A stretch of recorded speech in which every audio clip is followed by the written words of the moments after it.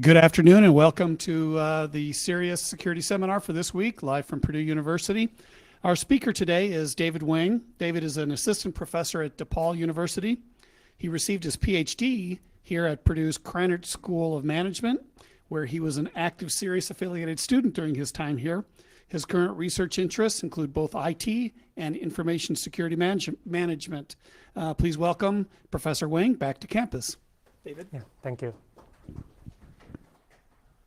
Okay, thank you. I'm glad to have a chance to come back here and present one of my papers. Okay, and good afternoon. Okay, so this is about the CIO risk appetite and about security management issues. And my co-author is from Stony Brook. So we are trying to work on this project for a long time. We look at the CIOs, we look at the top management team, we look at the directors. Okay, so the motivation of this paper is kind of straightforward. So we have seen a lot of reports talking about the CIO's role in today's environment. Okay, so we have a lot of really high-profile information security incidents in recent years. So we start to see that information security management have been CIO's top priorities after all these kind of security breaches. Okay, and they say that CIO is not just about investment decisions. It's about all the IT resources. It's also about the security management issues. Okay, and they talk about a lot about the leadership style that may affect how the CIO may make his or her decisions. Okay, so this kind of leadership style may include that how they try to approach these investments, how they try to interact with other people in the team. Okay, but there's one key factor here is about risk aversion, or how the level of risk aversion here. Okay, there are some anecdotal evidence here. Okay, so we can see there are some commentaries or articles about the CIO's risk aversion level. So one stream of them saying that CIOs cannot be risk averse. Okay, simply because that they will try to stop to initiate new projects. They will try to maintain the status quo, or they were not that willing to adapt to new technologies. Okay, but there's some discussions also. They say that after 2008, after 2009, we start to see more and more risk-averse CIOs. And they found out that it has nothing to do with the economic conditions. Okay, it's just like they are not that willing to take risk or trying to do more exploratory things. Okay, so we find this kind of somehow contradictory results from those professional articles. Okay, and we also notice that it's not just about the risk aversion level. They start to talk about that when the CIO is on the board, they can make more strategic decisions. They may have more influential powers over the whole company. Okay, and they say that a lot of times the CIO cannot make the decision, or it looks like the CIO is risk averse simply because that the CEO is trying to limit the actions the CIO may take. So for example, the CEO doesn't want to initiate new projects, and there are some budgetary issues, so the CIO may be limited. Okay, so it's not really about the CIO's personality, but it's more like what kind of position the CIO is in and what's the interaction between the CIO and the CEOs.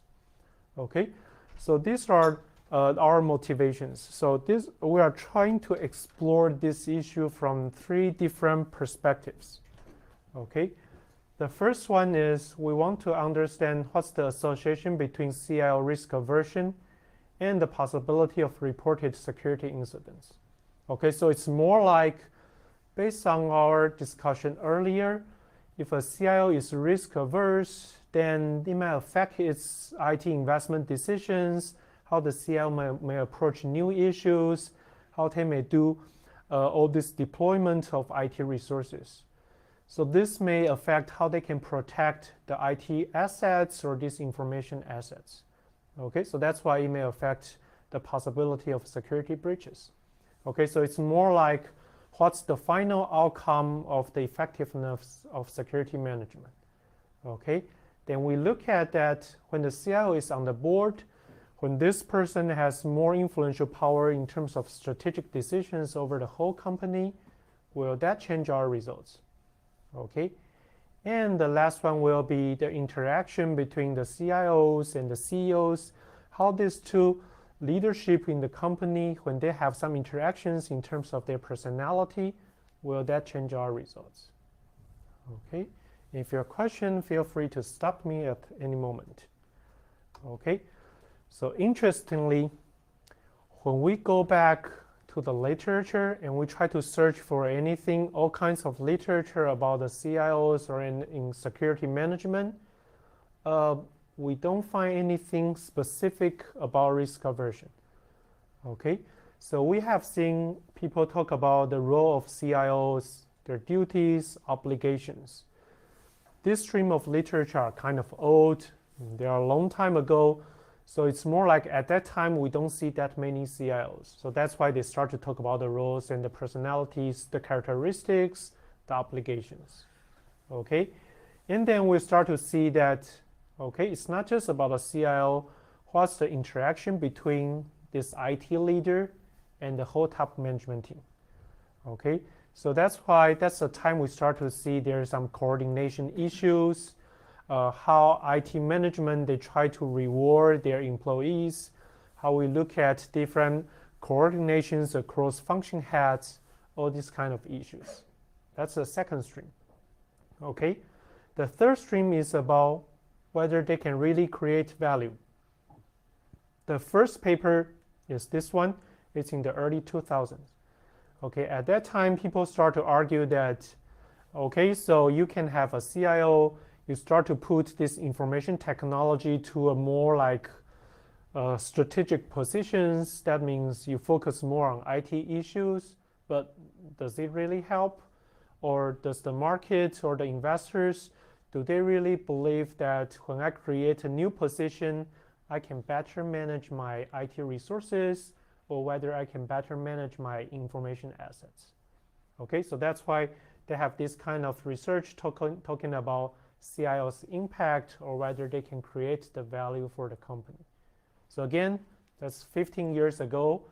Okay, and then you have a stream of literature talking about the strategic alignment. Okay, so one of the big issue people have been debating on was the business goal and the IT goals. Okay, so a lot of time they say that in the past, a lot of strategic decisions were made simply because that, hey, I want to do this investment because my competitor is doing that. Okay, so they focus so much on IT investment, but they start to forget that there's some business goals there, and our IT's role and how this IT's role may support our business objectives. Or can we use this information technology to achieve new things? Okay, and the last one, it's closer to our case. It's about the CIO characteristics. Okay, so they start to talk about, okay, this is your leadership style.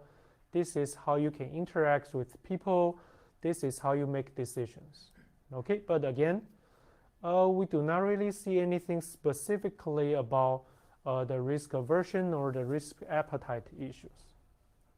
Okay.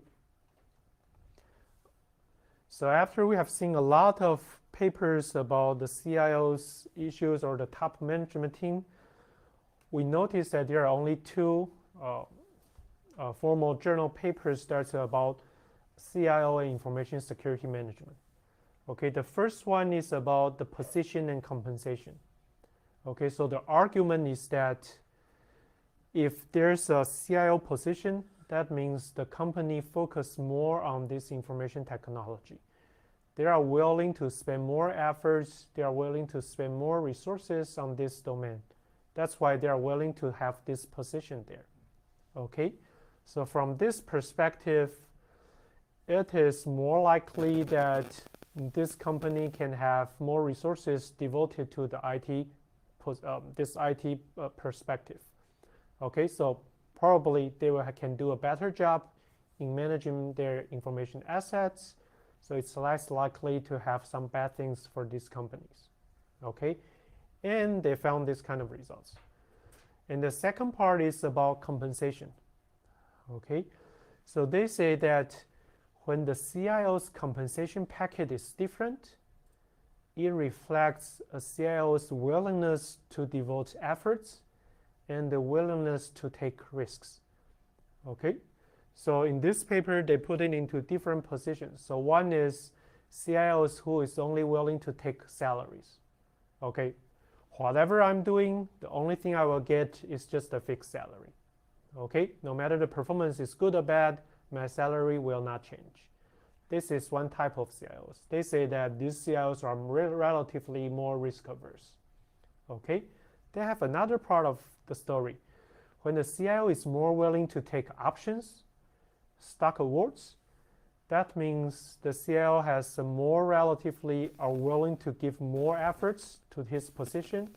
Okay, because the options and stock awards tie closely to the CIO's performance. Okay, so they say that they can somehow categorize CIOs into different groups based on how they calculate their compensation packet. Okay, and they say that for those fixed part, for the CIOs who are willing to take those fixed salaries, the management is more effective. Okay, the second one also talks about the information security management, but it's more like the composition of the top management team.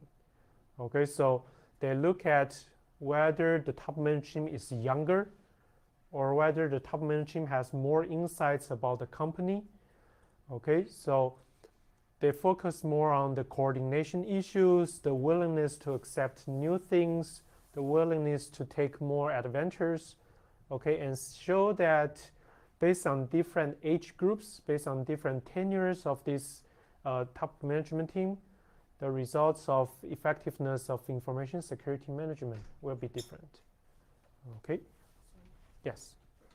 I understand that you wrote both papers.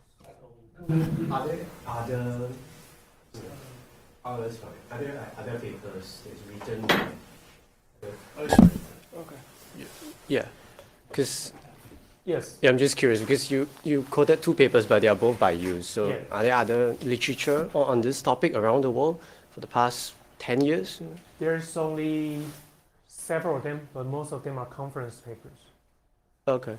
Right, and they focus on the CIO and the top management team, but it's not specific to information security management.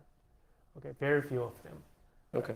And one of the reasons is that I'm going to talk about this is that there are some technical difficulties to collect the information. Right, that's why. Yep, that's a good question. Yes.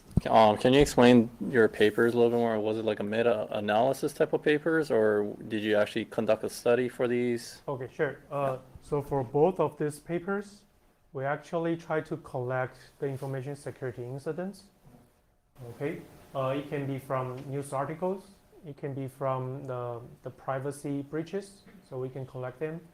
And at that time, there was also a database called a data loss database. So it's a non-for-profit organization, so it collects all the information. And for CIO and top management team, we collect those information just company by company. So for each company, we try to identify whether there's any CIO positions, okay, and how many people are on the top management team, and their ages, their education background, and all these kind of things. Okay. Okay, so after we review those security management papers, so we switch our focus more specifically to this risk aversion behavior, right? Okay, so we cite this is kind of an old paper, but we like this kind of definition here. They say that the risk is a characteristic of decisions that is defined as the extent to which there's uncertainty about whether potentially significant or disappointing outcomes of decision will be realized. So we know that this is just risk, right? It's uncertainty in the future. Sometimes can be good, sometimes can be bad, but most of the time we worry more about the bad things. Okay, and they have done a lot of, most of these are surveys and experiments. They notice that risk can affect decisions, of course. Okay, they say that each individual is different in terms of our risk preferences. Okay, that's the reason why sometimes we are willing to take more risk. Some other people are not willing to do that. And they say that this attitude is pretty consistent across different contexts. So it's more like this internal thing actually makes all kinds of risk decisions or risk behaviors. Okay, so if we collect all the information about risk aversion or risk behavior or risk decisions, we summarize there are two different possible actions a CIO may take when he or she is risk averse. Okay, one is that if he or she is risk averse, he may want to just maintain the status quo. Okay, so they don't want to do too much exploration. Exploit existing knowledge may be good enough. Okay, so you may not be able to see that the company is trying to learn new things or try to have investments in new areas. Okay, so in this case, we believe that the information security management is weaker, simply because that you are not able to follow the new trends or the new threats. Okay, but it's also possible that when the CIO is risk averse, he or she wants to protect everything. Okay, so it's more like the CIO may overestimate the risk the company is facing. Okay, so we have so many information assets. I have to protect everything. Okay, but the problem here is not really about security management because you are trying to protect everything. The problem is that you may spend too many resources on those less or relatively less important information assets. Okay, so the investment is not that efficient. Okay, but for security management, you may do a better job in this case. Okay, so we look at those anecdotal evidence, we look at those prior literatures in different contexts. We are not able to determine that which one is a more appropriate one from the theoretical perspective. Okay, so that's why we say that this may be just an empirical question that we want to explore a little bit more. Okay. Okay, so if you can remember that we say that from those professional articles, they say that it's not just about the CIO's risk preferences. It's about that whether the CIO is in a really important strategic positions. Okay, so in recent years, we have seen this more and more popular. So they try to invite the CIO to join the board. Okay, so one is that they want to know more about how they do information technology investment. But another perspective is that they want them to be there in order to defend those high-profile security threats. Okay, so they want to bring this up to the strategic level to make sure that they can really do a good job here. Okay, so in this case, if a CIO can be on the board, and we believe that that investment tendency or protection tendency will just be amplified, right? Because now I'm on the strategic position. If I want to protect everything, I will have more decision power. I will have more resources to do that. The same thing, if I just want to maintain the status quo, I try to do less exploratory things. I try to maintain what I'm doing now in order just to exploit my existing knowledge. When I'm at a strategic position, I have more power to implement what I believe to be true. Okay, so that's why we believe that it will amplify it and have a bigger impact here. The last thing is about the CEO's risk aversion. This is kind of tricky here. Okay, so when we look at those anecdotal evidence, we say that a lot of times some companies delegate the IT investment decisions to the CIOs, but some companies don't. Okay, the CIO still have the final decision right on all kinds of major investment decisions. Okay, and the CEOs knows the overall picture of the company and all the budgetary issues. Okay, so what's the interaction between this CIO and CEO risk aversion level? Okay, so in our case, if the CIO wants to invest more, they try to protect everything, but it actually depends on the CEO's attitude. So if the CEO is really risk averse, they says that we don't have enough budget, I don't want to initiate new budget, or I don't want to initiate new IT investments, Even the CIO wants to protect things, it may not work as expected. Okay, the same thing. The CEO may also overestimate all kinds of risks because of the CIO's decisions. Okay, so in that case, the CEO will also worry that, we cannot just do this. We need to spend more efforts on how to protect our information assets. Okay, so that's why we say that there must be some interactions, and that interaction may amplify these results or try to reduce the CIO's efforts. Okay, but risk aversion has long been a tough issue for researchers to capture. Okay, so in the past, you will see these two things here. One is called the asset allocation approach. Okay, and the other one is called the lottery payoff to cost ratio approach. Okay, the first one is I try to do surveys or try to do experiment. So it's more like we have a group of 40 people, and I say that now I have a portfolio of less risky and some really risky investment decisions. I'll let you make those decisions. Okay, then I will see that, okay, based on your personal characteristics, you are more willing to take the risky profile, or you are more willing to take the safe profile. Okay, this can only be done through surveys, and most of the time it's just an experiment. Okay, the second one is the lottery payoff to cost ratio. So the meaning of this one is you have a payoff and you have a cost. So we have everyone in the room, so I try to adjust the payoff and the cost. So for example, if you need to spend $10, but you can get $100,000 back, are you willing to spend that $10? Okay, another scenario, you need to spend $10,000, but you can only get $100,000 back with a probability of, for example, 50%. Are you willing to invest that $10,000? Okay, so they are trying to give you different payoff to this cost ratio with all these probability things and see how you can link your personalities to your decisions. Okay, but as you can see that if you want to do this, you need to do surveys, you need to do experiment. And it's almost impossible for us to ask a CIO to do all these surveys or to come here to do an experiment. One is that they are too expensive. There's no way we can pay their time. Okay. The second thing is that when we send a survey to CIOs, if they don't have time to answer your question, we may get something from his secretary or from his staff. Okay, we're not so sure what's the actual information inside all these things.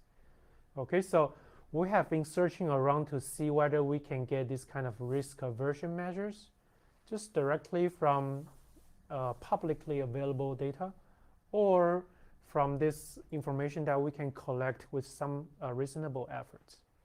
Okay, then we saw something like this. They use this to capture the CEO's risk appetite. Okay, so the original design behind all this thing is that when the CEO is older compared to those younger CEOs, they have a different tendency to take risks. Generally, younger people are more aggressive. They're more willing to take risks in general. The tenure is also an issue. Okay. When you are in the same position for a long time, generally we are more risk averse compared to you are into a new position. We have more energy to do new things. Okay, and it's also about the percentage of the shares you own about the company. Okay, so if you own a lot, we actually tie your benefits actually to the company's survival or to the company's performance. So the action will be different. Or the market value of your stocks and options, right?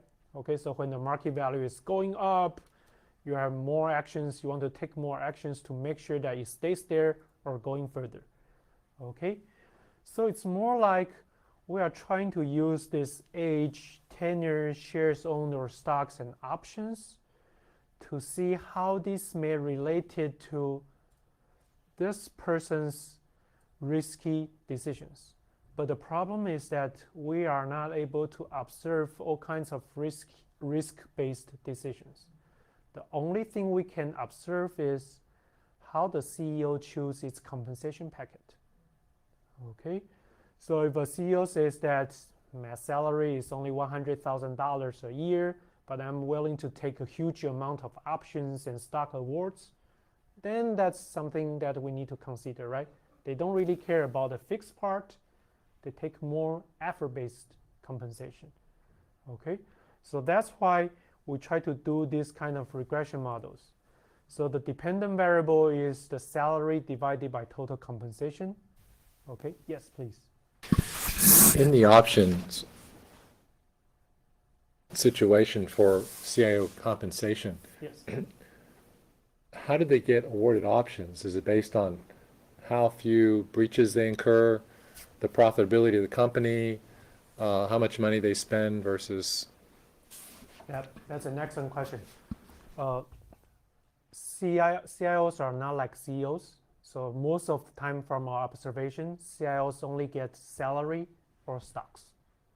Very, very few of them have options. Okay, and that's the reason behind, that's the reason behind that we only use salary divided by total compensation. So it's more like, because we know everyone has a salary. So for example, 60%, everything else is the effort-based. But some CIOs take bonuses, some CIOs take stocks. But you're correct, option is very few. Okay, and based on this model, we are able to capture that these parameters here. So this parameters shows that how this age, tenure, and this percentage of shares owned may contribute to these risk-based actions. Okay, so when we have a new observation here, we can calculate this predictive value. That's what we call the lambda here. Okay, this is the latent risk aversion matrix. So we can somehow quantify this risk appetite based on these regression models. Okay, yes. So what's the E subscript JT? Okay, so this one here is the noise or other things that are not captured by everything from here to here. Okay, so it's more like I have included a lot of different factors, but of course there are always something that we cannot capture, right? But that thing will be here. And based on the size of this one and based on the level, we can try to quantify that how good this model is. That means if you have a lot of noise, then your model cannot really explain anything, right? So ideally, we want this part, the alpha 1 to alpha 4 part, can explain most of the things. And the noisy part is just a tiny portion. That's so the E subscript J is a constant? No, it's not a constant. So that's a variable. Yep, but this is just the difference between the predictive value and the actual value, the error. Okay, because I'm trying to understand, in this case, RC is known, right? It's a value that is known. Yes, it's a value. The latent risk aversion matrix is? It's the whole predictive value from here. So is that known as well? For new records, no. For new records, we will know alpha 1, alpha 2, alpha 3, and alpha 4, right? Then for new records, when we have a CIO's age, we plug in the CIO's age times alpha 1 plus alpha 2 times the tenure information we collect plus alpha 3 times the percentage of shares owned that we collect for the new observation. And then we do the same thing here. Then we will have the predictive value here. So we are trying to find E in that case? What's the unknown? What's the equation trying to solve? And I'm a bit confused, I guess. Okay, I don't so understand. for all kinds of models, Yeah. there's always a predictive part and a noise part. Okay, so how come we have a noise part? If we can predict this RC here based on everything from here to here perfectly, 100%, then we don't have any error here, of course. But most of the time, it won't be the case, right? So that's why every time when I try to do the prediction, there's always some kind of things that I cannot compare, cannot predict. So for example, when I predict the salary divided by the total compensation ratio, the actual value is 60%. When I try to do the prediction, it's 55.7%. And that difference of 4.3% will be your error. Okay. So how good is this model? If we can have a smaller error, then our model is good. Conceptual. Okay. Okay, so this is our main model. So breach is just a dummy variable. So when the firm has a reported data breach in the following 2 years, okay, based on this CIO information. Okay, we try to have 1 year and 2 year, but we notice that it's really hard for us to define that what is the first year, because the CIO information is based on the reports that we can collect. But the breach may happen around the reporting time or maybe really far away from the reporting time. Okay, so that's why we decide that we'll just take both years into account. Okay, so we have a risk aversion level. We have whether the CIO is also the director. We have the CEO risk aversion level.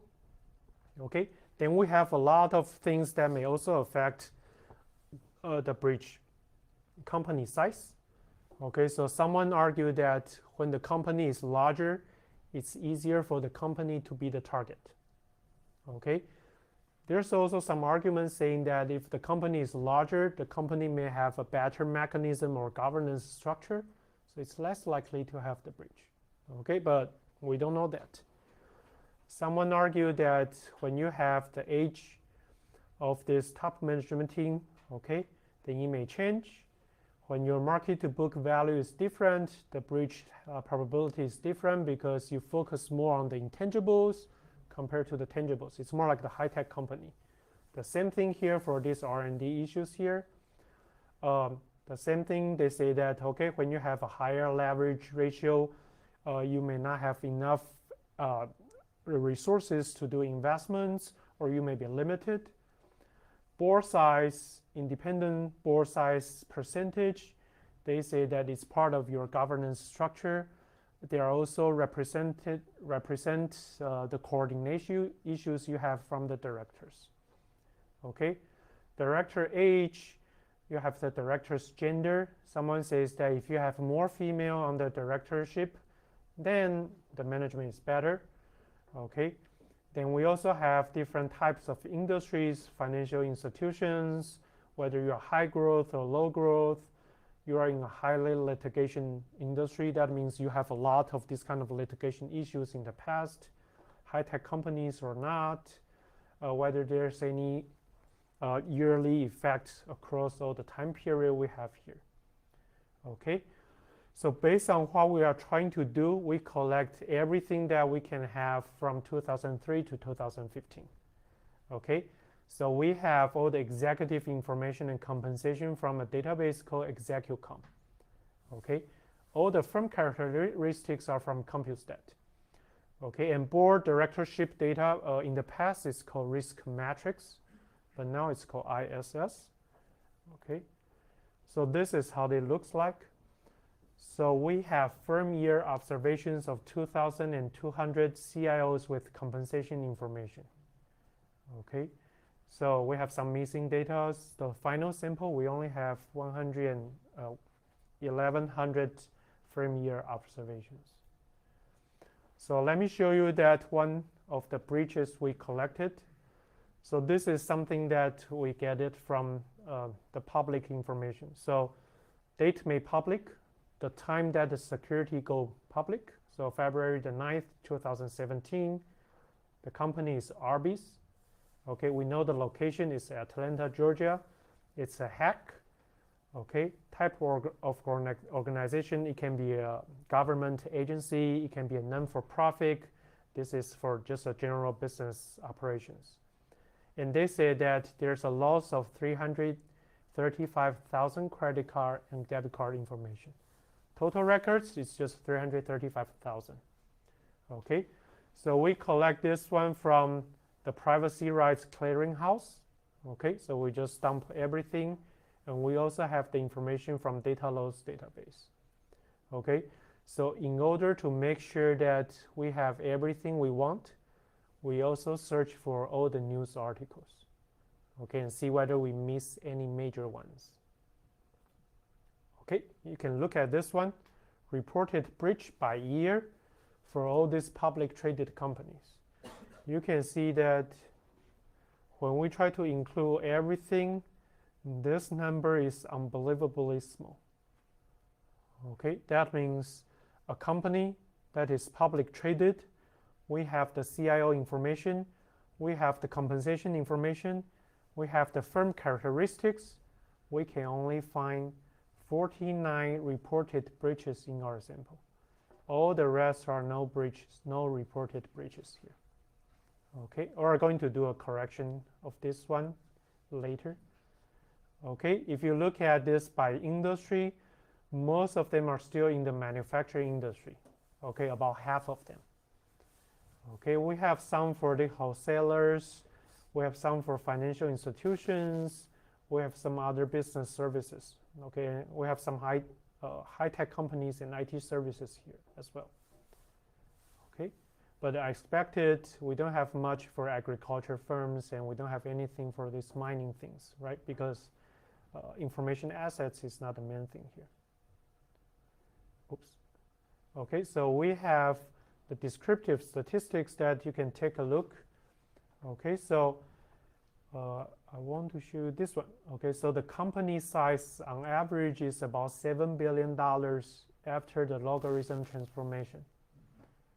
Okay, R&D, this is the percentage. So it's about 5% of your total sales revenue. Okay, board size, on average, you have 9 people on the board. Okay, it's expected. Independent board director size, on average, about 78% of the board are independent. Okay, and we have this director tenure 8 years, age is 61 years old. Okay, but you can see that even the median is about 61 years old, so it's really close. Okay, and we also do a test about see whether they are really different between non-breach firms, or there's no reported breach firms, and the reported as breach firms. You can see that the aversion level is totally different here. Okay, and whether the CIO is also the director is different. The company size is also different. Okay, R&D level is also different. So these two groups of people are basically, there are two different groups of companies. Okay, and in order to justify, yes, please. Can you explain how many, what was the sample size for all those, by any chance? Here? Yeah, what was the sample size for all this? Okay, so it's 1,707, okay. 1,707 records. We have some more missing values, so that's why. Record is, are those like company records? Yes, Okay. firm event observations. Okay, the first thing we want to do is, do you remember that we said that a professional article says that CIOs are getting more and more risk averse across time, and it has nothing to do with economic conditions? So that's the first thing we want to look at it. This line here is the risk aversion level based on our estimation. So you can see there's some kind of fluctuation, okay? But this is probably the reason why that there's an article saying that it's dropping. They are getting more and more risk averse, okay? But it comes back and it goes down again. So overall, if you draw a trend line here, okay, this value is getting smaller and smaller. So they are getting more and more risk averse. Okay, so that trend is correct. And if you look at this line up here and look like this one here, it's more like they are perfectly complement to each other.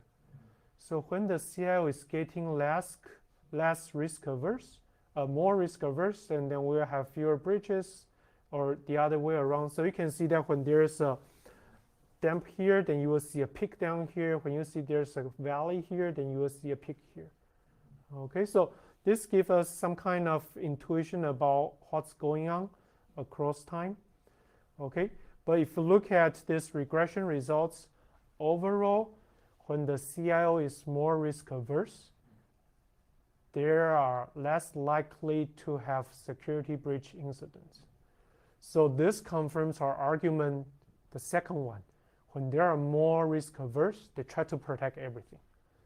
So the main issue becomes that it's not in our scope, but the main issue becomes that when they are so risk averse, the IT investments or the investment on information security will probably be quite inefficient.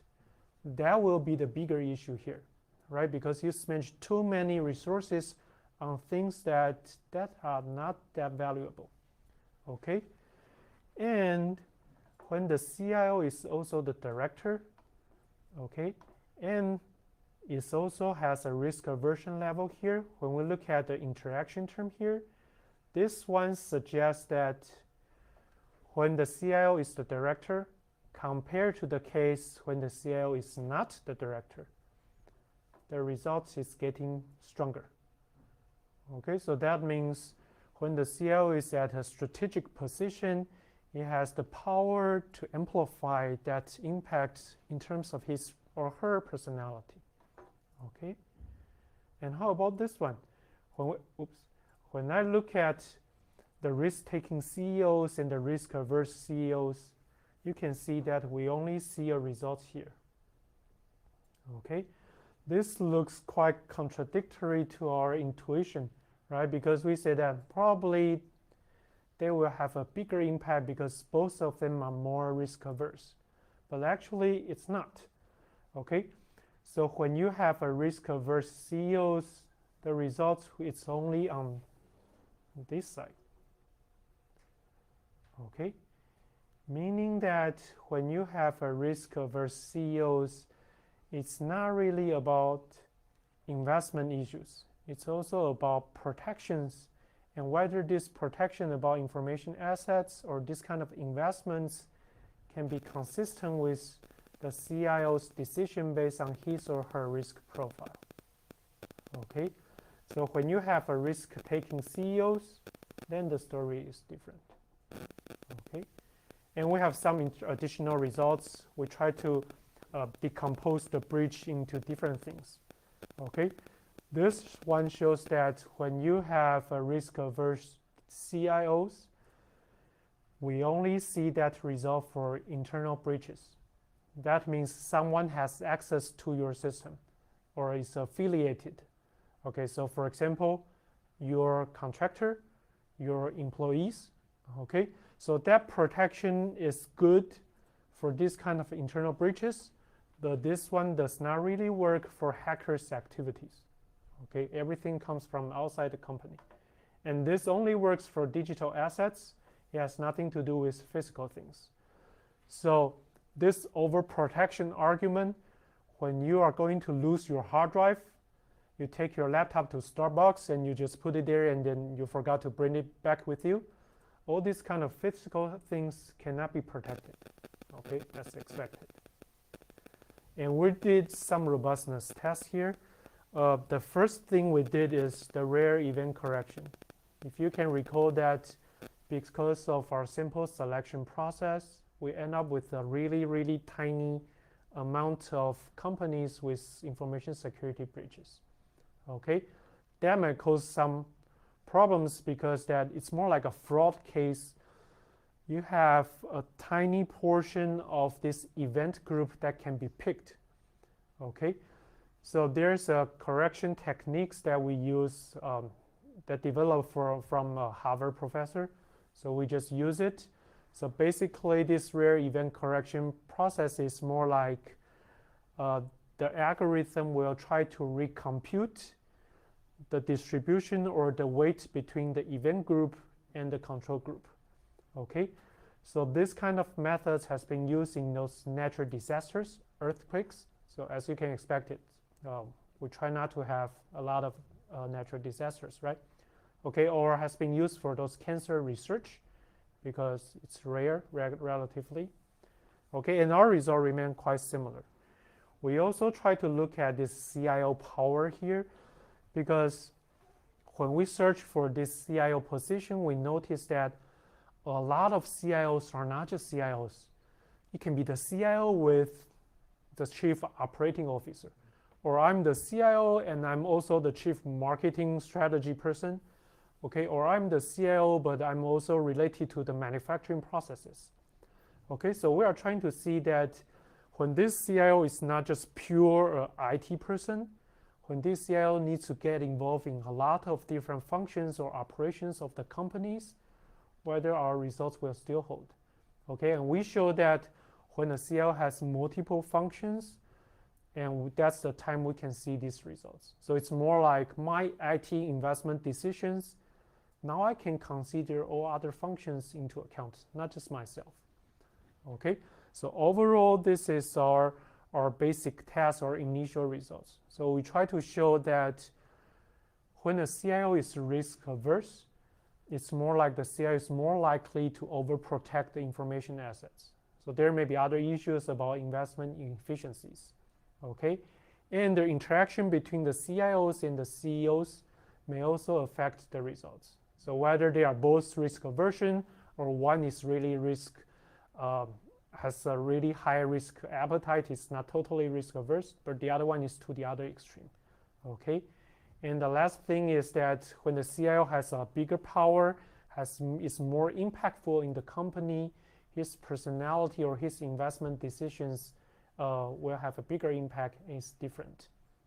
Okay, so that's basically what we have so far. Okay, and thank you for all the comments. Do you have any other questions, suggestions? Yes. Going back to your main model, was there any certain variables that are not, relevant for that model, or because it seems like a lot of variables you were dealing with? Yes. So, where's my memo?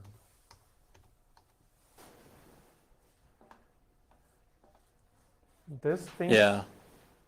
Almost all this director age, this gender, this tenure issue. Were all found to be correlated and associated. Yes. Okay. And actually, we didn't test one thing that is in the literature. They say that should not be a linear model. Okay. They say that because the tenure is not like when you have a smaller amount, when you have a smaller experience with this company, or when you have a long experience with this company. They say that it's not a linear relationship with bridge. They say it should be parabola, or it should be a nonlinear relationship, because when you're younger, when you're older, it doesn't make sense. It's more like whether you change to a certain point, then your concept may change to another direction, right? So in this case, we may need to do something else with those model settings. Yep. One more question. Sure. Why didn't you include any decision metrics or anything, or personality variables in your model? Yeah, we are trying to do that. We're collecting education, experience, those things. But we end up with only 1 year we can only get 1 year of the data. Yeah, so we are trying to search backwards, but it takes some time to get everything. So yeah. But that's a good suggestion, yes. Okay, other comments? Anything? No? Okay, so thank you for coming and your suggestions.